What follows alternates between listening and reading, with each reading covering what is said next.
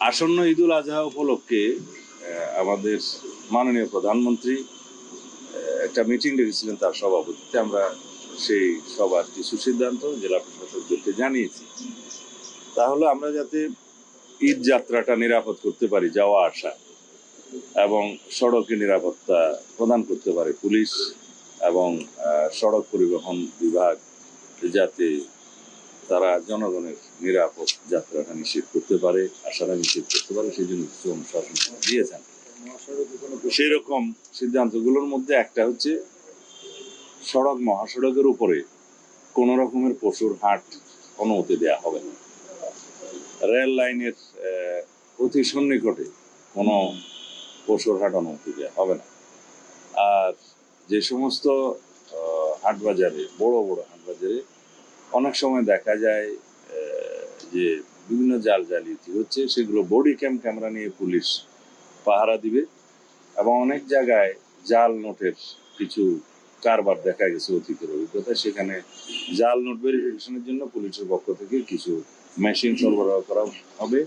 ব্যাংকগুলো সেই ব্যাপারে কাছাকাছি যেগুলো থাকবে এবং যাতে ডিসিপ্লিন রক্ষা করা যায় সেই জন্য আরো কিছু আমরা ব্যবস্থা নিয়েছি। আর আমরা 7 দিন আগে, ঈদুল আজহার 7 দিন আগে পুলিশ হেডকোয়ার্টারে একটা monitoring cell, central monitoring cell আমরা স্থাপন করব।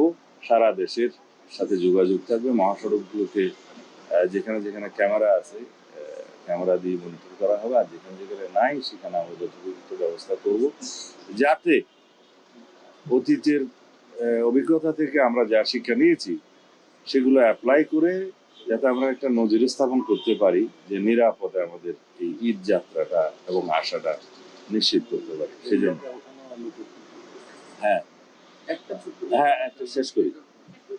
যে সমস্ত জেলায় নৌ পরিবহনের মাধ্যমে ফেরিঘাট আছে আর কি যাতায়াতের, ফেরিঘাটগুলোতে নিরাপদ যাতে যাত্রীরা বাস থেকে নেমে উঠে এবং নামার সময় যাতে আবার নেমে যায়, এটা নিশ্চিত করার জন্য জেলা প্রশাসন, পুলিশ এবং নৌ পরিবহন ডিপার্টমেন্ট সেটা সচেষ্ট থাকবে। সাইনবোর্ড টানিয়ে দিবে, মাইকিং করবে, জনগণকে অনুরোধ জানাবে, সচেতনতা সৃষ্টি করবে যাতে নৌ দুর্ঘটনাটা এবং ফেরির দুর্ঘটনাটা না হয়। এই জাতীয় আরো অনেক সিদ্ধান্ত নেওয়া হয়েছে, আমরা জানিয়েছি।